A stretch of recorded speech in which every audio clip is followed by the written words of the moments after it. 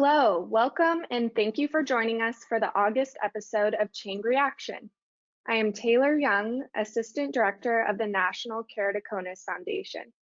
We are a patient advocacy program based in Southern California at the University of California, Irvine. NKCF provides information to patients and their families and raises public awareness of this cornea disease. We invite you to visit our website, nkcf.org, and sign up for our newsletter and to register for our bi-monthly webinars. We also post news on our Instagram and Facebook pages. This is Chang Reaction, our Ask the Expert podcast. Our partner for this endeavor is Dr. Clark Chang, a noted keratoconus expert and friend of NKCF. We often receive questions about life with keratoconus, and Dr. Chang has offered to share his advice on these questions. NKCF records and archives these episodes for the public. You can view past episodes by going to nkcf.org/webinars. Dr. Chang is currently the Director of Specialty Contact Lenses on the Cornea Service at Wills Eye Hospital in Philadelphia. He is also a member of the medical affairs team at Glaukos, which is the company that makes the FDA-approved crosslinking product and equipment. He is a graduate of the Pennsylvania College of Optometry and a fellow of the American Academy of Optometry. Dr. Chang was also named the NKCF Top Doc in 2020. Hello, Dr. Chang. Hi, Taylor. How are you today? I'm doing great. How are you? Good. It's my favorite time of the month when we Good. record our podcast. This month, we received a few questions on surgery options for keratoconus. Our first question comes from James, who asks, I recently found out I have keratoconus. It took me a while to find a corneal specialist familiar with crosslinking and keratoconus treatments.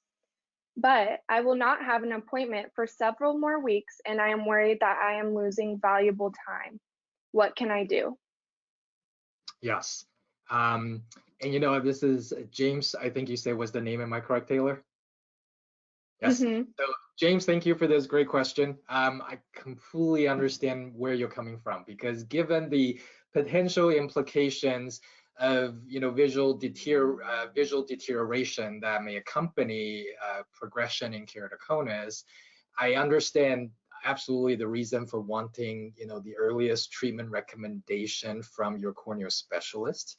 And I was at least mentioned that most of the clinical staff, if not, I shouldn't say that all clinical staffs are definitely, passionate and compassionate towards patients. So if not already done, I would at least recommend that you try speaking to the, to the scheduler and the corneal specialist office and explain your situation to see if maybe an earlier appointment can be made. Often, appointments are made based on a non-urgency nature, and so they may not just be aware of the anxiety level within you. So number one, I would recommend trying that if need be, but I will give you the silver lining. So fortunately, Taylor, as you know from talking to many patients and clinicians around the country and around the world, that it actually is uncommon for keratoconus to significantly worsen within a few weeks.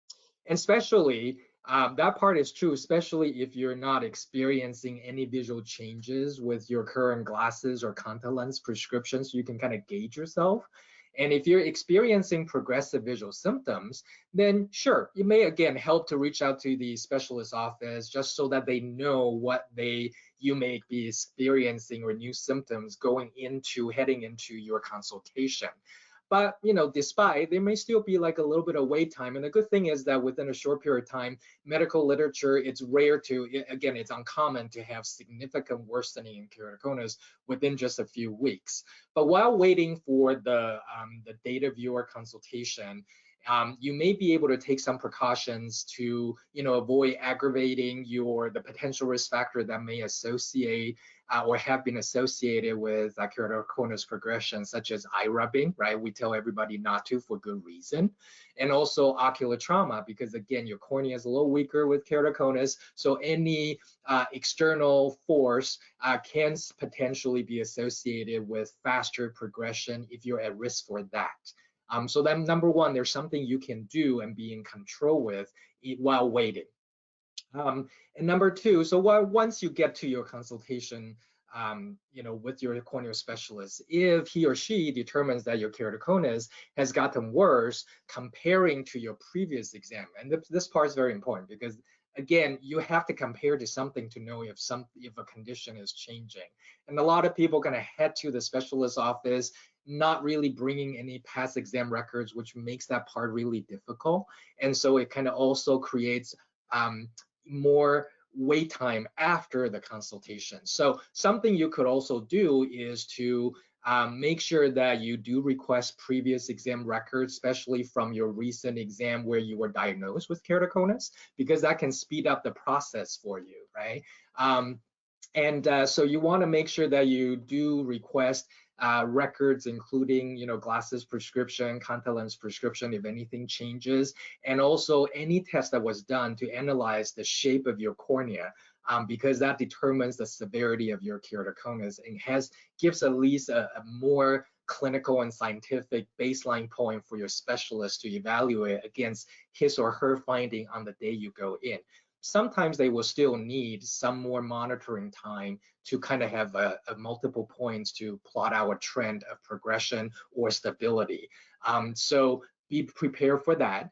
And, again, while you are other things that you could do if you feel like you've lost a couple more weeks at the front end going into the consultation, if you can help with speeding up the back end after your consultation, if something is needed, if progression is noted, what are other things that you could do? These are usually the tips that I would give to my patients. So number one, before you head to your consultation appointment, again, be equipped and be ready with your previous records. And if you have more than one records, that's great. Make sure those records, as I previously just said, include glasses, prescription, contact lens prescription, and especially important with the shape analysis of the cornea called topography, okay? And so make sure you do that. And make sure that you know the eligibility of the progression criteria for your specific insurance carrier, because that could also delay the process of your treatment when needed, right? Is that once your doctor determines that, yes, your keratoconus is getting worse, but we haven't gotten enough clinical information to check off the list that your insurance will cover for you for your FDA-approved cross-linking procedure. So you can do this by either contacting your insurance company ahead of time so you know what's required, or you could go to a resource page called a website called livingwithkeratoconus.com. And Taylor, can we maybe put a link at the comment section so people know where to go to? That's great. And so there's specific insurance resource within that page where you can click on your insurance carrier and the policy, and then you can read through and see what eligibility criteria is necessary for the FDA-approved cross-linking procedure called iLink is covered. And then you could share that information with the billing department when you go into your consultation appointment, because that's going to speed up the entire process for you, and so will compensate for the fact that you feel like you started a couple weeks late or a few weeks late from the beginning. And if the keratoconus progression is established, whether at the during your consultation visit or another visit at your cornea specialist office, because multiple points sometimes may be needed, understand that some people, another reason that I usually hear patients describe as have delayed their process to get treatment is cost, right? So that's the reason I spend some time talking, and I'm sure Taylor, you've heard this a lot of times as well, and we cannot ignore the economic burden on our patients. That's a very real one. And so talk to your specialist office, understand what procedure is covered and not covered, because currently only the FDA approved cross-linking procedure is covered, but there are other processes that people do, that clinic offer, that are not FDA approved, that may not be covered by insurance but are still available. So it's good to kind of figure that out ahead of time. So if you need to prepare for the taking care of the cost factor, that's certainly something, again, that won't cause further delay for you once you decide to proceed. So I always recommend, hey, at least talk to your specialist office in terms of learning what kind of procedure do they offer. Is it covered by insurance? Is it FDA approved? And so at the very least, I think you are prepared.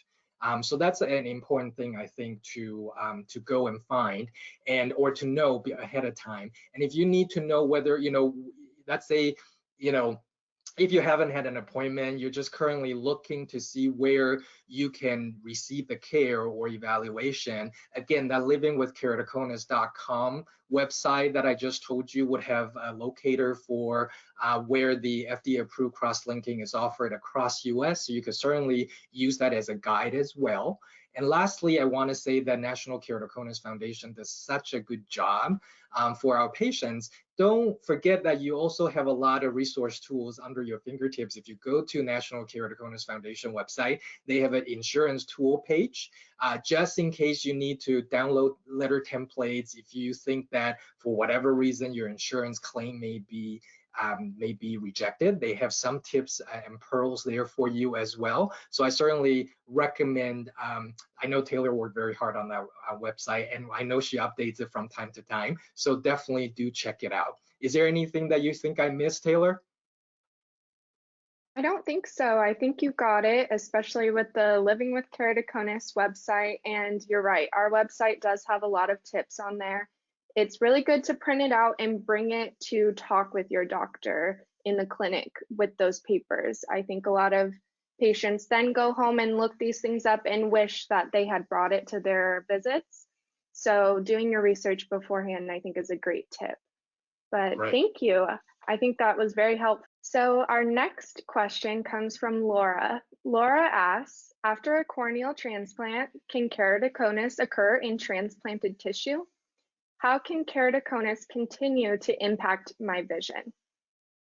Yes, constant conundrum, I would say, and again, Taylor knows this well from speaking to keratoconus patients that constantly reaches out to National Keratoconus Foundation. But yeah, it's a conundrum here, because that a lot of people wonder what happens after corneal transplant. It itself it's a very good procedure for people who qualify and are eligible, but there's a long healing period. There is some unpredictability in terms of the outcome that we're able to obtain, and not necessarily the recurrence of keratoconus. But if we're only speaking to what does the literature and sort of study up to date shows with regard to keratoconus recurrence, there's a 2006 study that estimated up to about 11.7, so that's called that 12% of possibility of keratoconus recurrence in about 25 years after receiving a corneal transplant. So I will tell you this. It's not high on our list of concern, only because it's not that it's not possible. It obviously is. I already quoted you a piece of data from recognized literature studies, but we typically advise patients that average lifespan of a corneal transplanted tissue, most people think they get one, they're done for the rest of their life. And honestly, that isn't true for majority of, or let's say for many of the patients after corneal transplant. And so we do often say, hey, average lifespan, we expect about 15 to 20 years. So whether keratoconus is going to occur, after 20 years, after 25 years, it is not. That's the reason why it doesn't occur as often, because the lifespan kind of restricts the detection of that happening. And not to say that signs of KC reemergence, such as the shape of the corneal transplant can change and astigmatism can change 5, 10, 15 years out, but they haven't gotten to the point where keratoconus has been detected again. So that may be one reason why the rate is not as high, and also another reason why we don't tend to think that's high on our risk factor list to consult with patients because of the limited lifespan that may occur with corneal transplant.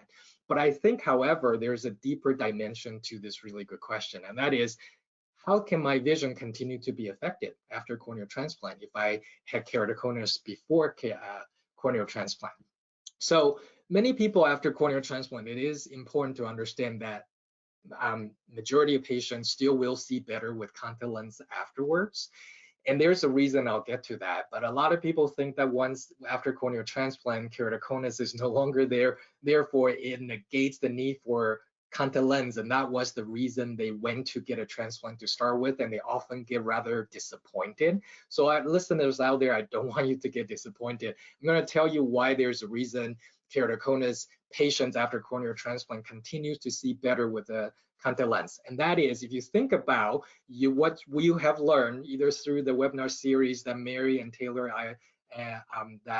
we have done for Chang reaction, or things that you've been told at your doctor's office, you have a distorted shape of your cornea from keratoconus, right? It's irregular is another word for it in terms of the shape. And because of that, your light doesn't bend properly to the back of the eye for the photoreceptors to pass on a very strong in focus signal to your visual cortex in the brain. And we actually talked about this in one of the episodes in the past. So feel free to go back and listen to that. But that's the reason why the distortion necessitates a contact lens, having a smooth shape to help out with better focusability of your vision. So after a transplant is done, it is true that higher irregular or distorted surface is no longer there from keratoconus.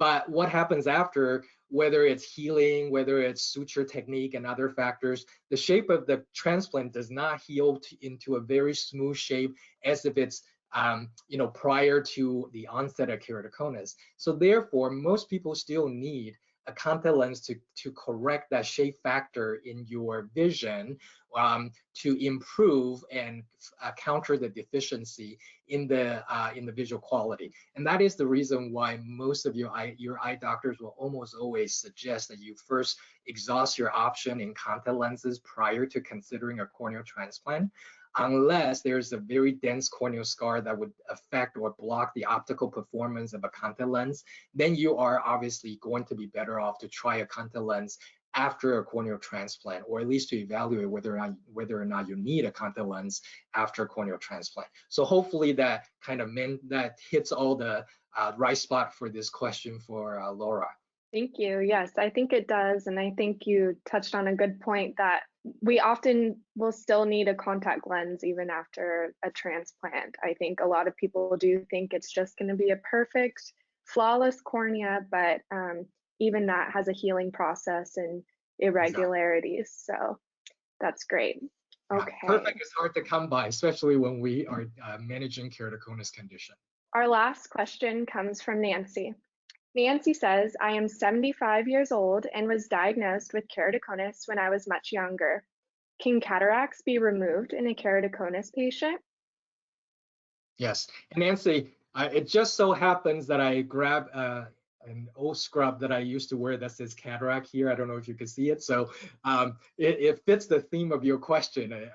It's a stroke of genius that I wasn't aware of. So yes, a mature cataract that is affecting your vision or vision of any keratoconus patient can definitely have a cataract extraction procedure. So a couple things that we usually consider prior to performing cataract procedure in a keratoconus patient. Number one, we want to make sure that your keratoconus is stable so that it doesn't continue to change the power requirement for the eye, which will make the outcome of a cataract procedure to be to not be as helpful to you. So your doctor, even though it's just a very small chance, usually in the life cycle where patients get cataract, that it's fully mature, that requires a procedure, typically keratoconus at that point is quite stable for majority of the patients. But regardless, your eye doctor will check on the stability of your keratoconus first. And secondly, what would happen in a cataract surgery is that they'll measure the testing would be done prior to the procedure, where the power of the cornea would be checked and the length of the eye will be checked, because a combination of those two things give us an idea in terms of what we should expect for the power of an implant that we're going to put inside of the eye. It's an artificial lens that we put in, very similar to a contact lens, but it's inside of the eye to replace the cataract that we're removing. And that will then give you the proper power as much as possible to see better when the cataract is removed. Now, so the second challenge that we have at this junction, outside of determining stability, is that again, that distorted corneal shape makes the calculation and the testing rather inaccurate in determining what power we need to put into that lens implant. And so because of that, we often still need to rely on glasses or contact lenses again after the cataract procedure to give you the best vision possible because of that challenge. But outside of that, the cataract procedure performed on a keratoconus patient is very similar to patient without keratoconus, with another caveat that because keratoconus cornea is a little weaker, you heard me say that in one of the questions that I just answered, so that the healing phase, the incision that we create a very small incision to put in a very small implant. And that incision may not seal as well on its own. So some surgeons will elect to put a couple more sutures to just make sure the sealing phase occurs with no issue before the incision is released. And that honestly is roughly, that is about the only difference that occurs. So a keratoconus patient can definitely still have cataract procedure with no problem. Thank you. That's great. We actually have a webinar dedicated to cataracts and keratoconus. We had Dr. Sumicha Kondawal speak about that. So you can find that on our website if you want to learn more about cataracts, and she answers some good patient questions. But thank you, Dr. Chang. That's great. No problem. And Taylor, because Dr. Kendall is such a great surgeon as well, was there, and I know you were there for the web lecture, did she mention any other tips that patients with cataract, keratoconus patients with cataract that you remember may want to know? I know a big highlight that she talked about, she just wanted keratoconus patients to really think that there's not one type of lens that's one size fits all for keratoconus patients. She really wanted every patient to go talk to their doctor, and it's very specific to their situation. So I think a lot of keratoconus patients always ask, what's the best lens for me? And she definitely has some suggestions, but she doesn't say that only one is the best. So. Well, I cannot argue with that. I thank you for letting me know that. Thank you again, Dr. Chang, for taking the time to answer some of these questions for our NKCF audience.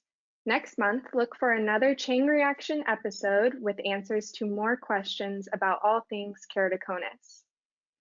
If anyone listening has a question that they would like answered in a future episode, go to the NKCF website, and under the For Patients tab, you'll find Ask the Expert Chang Reaction.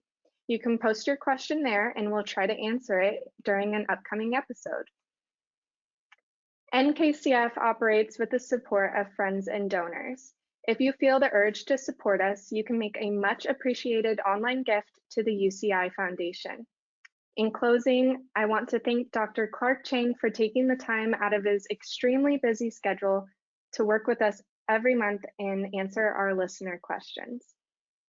It's my pleasure, Taylor, and happy to do this. I think I can hear people rushing to click that give and donate button just now. But anyway, please continue to submit your questions, because that makes Taylor and I really happy to be able to answer your questions. And we'll see you next month. Bye, everyone. Thank you. Bye.